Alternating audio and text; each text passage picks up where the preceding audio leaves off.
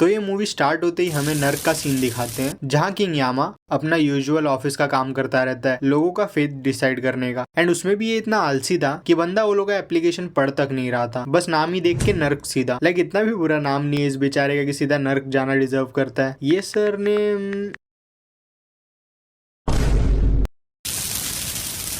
And मैं search ही कर रहा था जो भी लोग नर्क में जा रहे थे वो लोग का नाम। तो दूसरा जो बंदा हेल में भेजा जाता है तेत्सुया नोमाको, उसका भी नाम मैंने सर्च किया एंड वो बंदा लिटरली ड्रैगन बॉल का एनिमेटर है।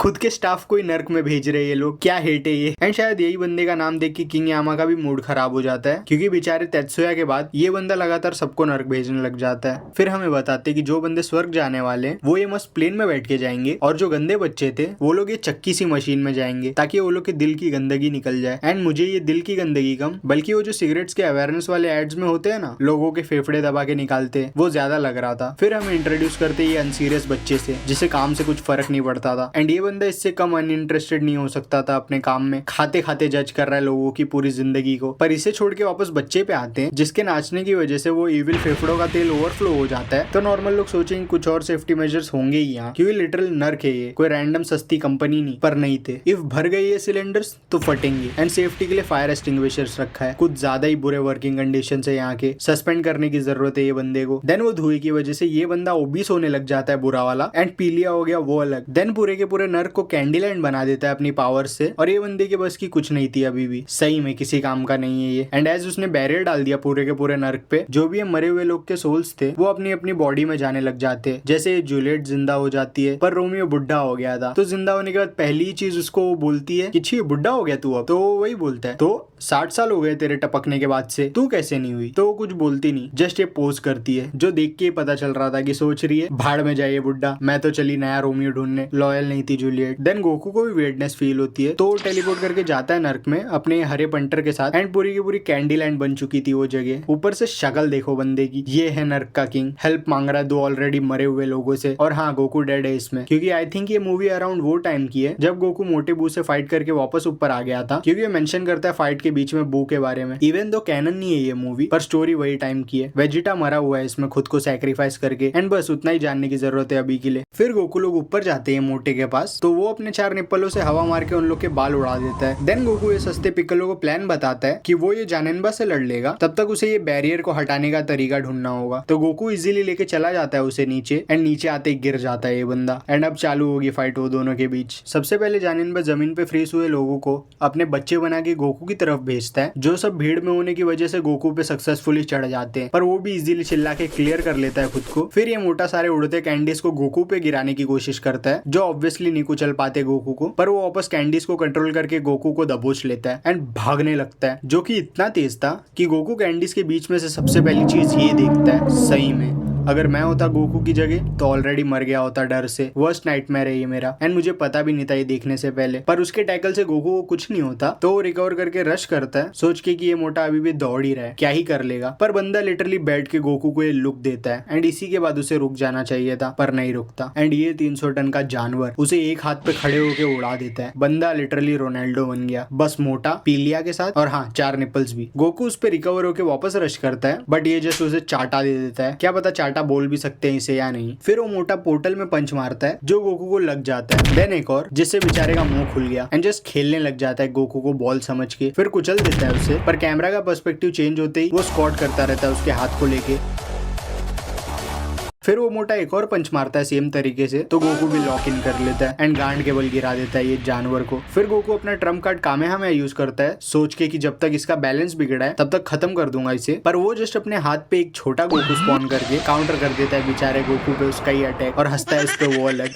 पर गोकू को ये ज्यादा फनी नहीं लग रहा था, तो ट्रांसफॉर्म होता है सुपर सैयन में। उसके बीच में ये बंदा अपने निप्पलों को हिला के बीम फेंकने लगता है गोकू पे। ये भले ही देखने में ओबीस है, पर फुर्ती अभी भी बच्चों वाली है इसमें। बंदा ब्रेक डांस करने लगता है सिर के बल बीम मारते मारते। फिर बैलेंस बिगड़ने की वजह से फोड़ लेता है वो पूरे एरिया को, एंड अगले सीन में हमें गोकू चिल्लाते हुए दिखता है, जिससे लिटरली डायमेंशंस वॉर्प हो रहे थे उसके अगल बगल, और सुपर सैयन 3 में ट्रांसफॉर्म हो जाता है, जिसका एनिमेशन इतना सेक्सी था कि ये मोटे का रिएक्शन भी मेरे ही जैसा था। पर गोकू अब घंटा मजाक के मूड में तो रश करता है एंड ये बंदा वापस उसे चाटा मारने के लिए रेडी था, पर गोकू उसका चाटा डॉज करके भरने लगता है उसे, लिटरली मार मार के गेंडे को स्वर्ग में लेके जा रहा था वो। तो ये सारे कैंडीज को गिराता है जमीन पे बचने के लिए, पर गोकू मुक्का मार के उड़ा देता है उसे उन सब के बीच में से। फिर टेलीपोर्टो की बिजली हाथ में लेके पंच, जिससे वो मोटा सीधा नीचे, पर उतना भी काफी नहीं था। गोकू को किल कंफर्म करना था, तो 2 की ब्लास्ट हाथ में लेके रश करता है एंड वो जैसे ही उठता है खत्म कर देता है उसे, पिघला दिया लिटरली बेचारे को। देन पीछे जाके पोज करता है, और क्या ही मैजेस्टिक थी ब्रो ड्रैगन बॉल जी की एनिमेशन। क्या पता देख के ये ओल्ड एनिमेशन अच्छा फील हो रहा था मुझे, लाइक ये सुपर सैयन 3 लाख गुना बेहतर है ड्रैगन बॉल सुपर वाले से। एंड ये मूवी के इतने फेमस होने के बावजूद भी मैंने अभी तक नहीं देखी थी ये, लाइक कुछ ही दिन पहले देखी मैंने ये वीडियो के लिए। एंड वो मोटा वही नहीं खत्म होता, बल्कि सारा फैट उसका गलने लगता है, शायद गोकू के ब्लास्ट की गर्मी की वजह से, एंड निकलता है मैग्निफिसेंट बीस्ट। वो थोड़ी देर गोकू को गुस्से से घूरने के बाद उस पर रश करता है, जो डॉज इजीली। देन गोकू मारता है,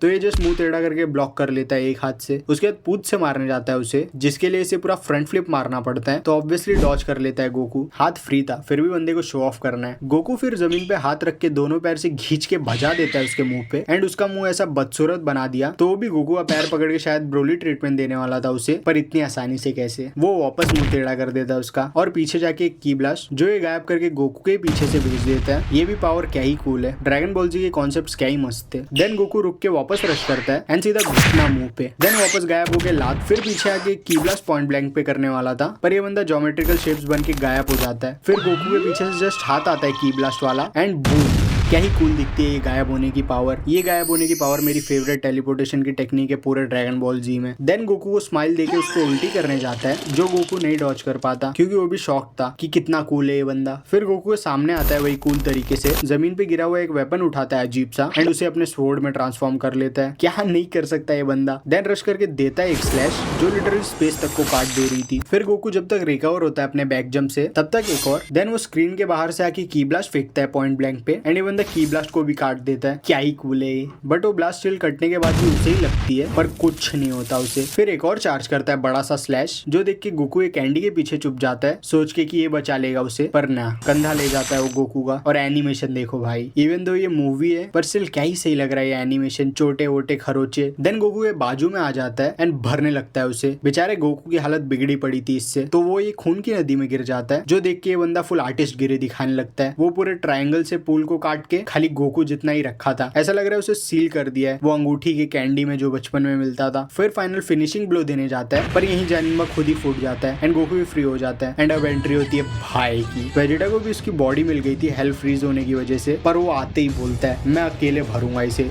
बीच में मत आना। फुल खुश हो गए। एंड अभी कुछ ज्यादा ही बड़े सपने देख रहा था वो। लास्ट वीडियो में एंड्रॉइड 19 को भर के कुछ ज्यादा ही कॉन्फिडेंस आ गया लगता है इससे। काफी सिमिलर ही है वो दोनों ध्यान से देखे तो, बस एंड्रॉइड 19 ज्यादा बदसूरत था। और तब तक जुनिनबा का भी स्वॉर्ड टूट जाता है ओवर यूज होने की वजह से, पर ये बंदा उदास नहीं था उससे कुछ खास। उतने पे ही हमारे प्रिंस साहब भी रश करते उस पे। एंड मैं सच बता रहा हूँ, मैं जब ये पहली बार देख रहा था, क्या ही होपफुल था मैं कि वेजिटा को वापस फ्लेक्स करने मिलेगा, पर वो डॉज कर लेता है किक एंड खुद मारने जाता है, तो वेजिटा उसके ही पैर पे हाथ रख के बच जाता है। फिर एक की ब्लास्ट जो इजीली गायब होकर डॉज कर लेता है, और साइड से आता है किक देने, जो वेजिटा डॉज कर लेता है। देन पंच मारने जाता है, तो वो वापस गायब। देन वो की ब्लास्ट करता है उस पे, जो लग जाता है उसे इस बार। फिर दोनों हाथ का मुक्का देने जाता है, तो जुनिनबा गला पकड़ के भेज देता है उसे सैर पे। क्या पावर नहीं है इस बंदे पे, हाथ भी लंबा कर सकता है। बू का कूलर वर्जन है ये।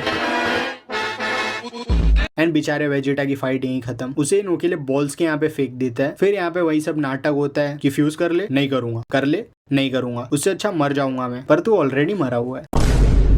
और ये लोग के झगड़े के बीच में ही जुनिनबा एक और कूल सा अटैक करता है, लिटरली हवा में उंगली घुमा के मशीन गन के फायर जैसा। एंड एटलीस्ट ये अटैक खा के वेजिटा का दिमाग ठीक हो जाता है फ्यूजन के लिए। देन वेजिटा को लेके गोकू इंस्टेंट ट्रांसमिशन कर लेता है। फिर दूर जाके वो लोग करते हैं फ्यूजन डांस, पर फेल हो जाता है इस बार वेजिटा की वजह से। गोजिटा ओबीस हो गया, जुनिनबा की जगह टेबल्स टर्न हो गए पूरे। देन रश करता है, पर भर दिया जाता है बुरा वाला। और एक क्या ही वियर्ड कैरेक्टर था, जुनिनबा को मिडिल फिंगर दिखाता है, पर इतना अजीब दिख रहा था उसका उंगली कि उसकी बेइज्जती थी ये। फिर और भरता है काफी टाइम तक जुनिनबा उसे, पर वो पाद के बच जाता है। ऐसे ही थोड़ा टाइम फाइट चलता है। एंड में वो लोग छुपते रहते हैं उससे, तो वो एक स्पाइक निकाल के उसे ट्रांसफॉर्म करके अटैक करता है, पर फ्यूजन एंड क्या ही परफेक्ट टाइम पे होता है। देन उसे स्टन करके गोकू लोग वापस भाग जाते हैं, फिर वापस डांस करते हैं, पर अटैक होने लग जाता है वो लोग पे और जुनिनबा रश करता है। पर सही टाइम पे पाइकुहान आके बोलता है मैं संभालता हूँ इसे थोड़ी देर। एंड ये बंदा कुछ खास स्ट्रॉन्ग ना होने के बावजूद भी वेजिटा से ज्यादा डैमेज देता है उसे। फिर डॉज करके की ब्लास्ट की बारिश, पर उतना भी कुछ नहीं होता उससे इसे। एंड पीछे आ जाता है वो तब तक पाइकुहान के, फिर खत्म वो बेचारा। बट फ्यूजन भी कंप्लीट हो गया था तब तक गोकू और वेजिटा का। गोजिटा हैज अराइव्ड और बंदा इतना कूल था कि हाथ भी नहीं हिलाता, जस्ट रश करता है एंड वो हवा ही इसकी बॉडी में छेद कर देती है। अल्ट्रा इंस्टेंट, फिर मुड़ के लात गले पे, पर एक पे एक फ्री ऑफर चल रहा था तो एक और वही पोजीशन से, फिर बैक जंप मार के एक किक, ये परफेक्ट फॉर्म के साथ। देन वहीं खड़े होके हाथ ऊपर करता है। एंड मैं यहाँ बस प्रे कर रहा था कि ये स्टारडस्ट ब्रेकर ना हो, क्योंकि कुछ ज्यादा ही कम था स्क्रीन टाइम, बंदे के खिलाफ कुछ ज्यादा ही अनफेयर था ये। पर वही अटैक था ये अनफॉर्चुनेटली, तो हाथ में लेके फेंक देता है वो उस पे एंड वो भी पंच लैंड कर लेता है अपना। पर गोजिटा का फेस देखो, ऑरा फार्म कर रहा है बंदा। चाहता तो इजीली डॉज कर सकता था पर नहीं किया, जस्ट औकात दिखाने के लिए। एंड खत्म जुनिनबा की कहानी यही। बंदा इंसिनरेट हो जाता है पूरा। फिर वो बच्चा आता है उसके सामने, तो उसे भी एक घिन वाला लुक देता है, जो देख के वो डर के भाग जाता है। मस्ती है मूवी फाइट्स में, बस कुछ कमियों के साथ, लाइक फुकट का ओवर कार्टूनिश करना कुछ सीन्स को, एंड गोजिटा को लिटरली खाली मिनट भर का स्क्रीन टाइम देना। लाइक वो मोटे गोजिटा का पाते हुए स्क्रीन टाइम ज्यादा था ये गोजिटा से, क्यों? पर क्या ही कर सकते, ओल्ड मूवी है ये। एंड हमें बाकी गोजिटा का एक्शन ब्रोली मूवी में देखने को मिलता ही है। वैसे एंड वाला सीन भी क्या पता क्यों मस्त होलसम था। Vegeta, thanks. For what? I should be thanking you, Kakarot. Nah, what do you mean? I loved every minute. Goodbye, my friend. दोनों का एक्सप्रेशन क्या ही सही था, सैडनेस पता चल रही थी साफ। ये डब था, सब वर्जन में थोड़ा अलग ही था डायलॉग। カカロット、フュージョンは二度とごめんだぞ。ベジータ、また会うな。बट स्टिल इमोशन तो सेम ही है। मेरा ये पर्टिकुलर मोमेंट के लिए डब ज्यादा फेवरेट है। लगा नहीं था मैं कभी बोलूंगा, पर डब बेटर है यहाँ पे। एंड बस गोजिटा की फाइट यहीं खत्म। और वो गोजिटा वर्सेस ब्रोली की फाइट देखने के लिए यहाँ क्लिक करो। इसमें तो गोजिटा इससे भी अलग ही लेवल पे था। Bye. Thanks, Baba. Do it! Just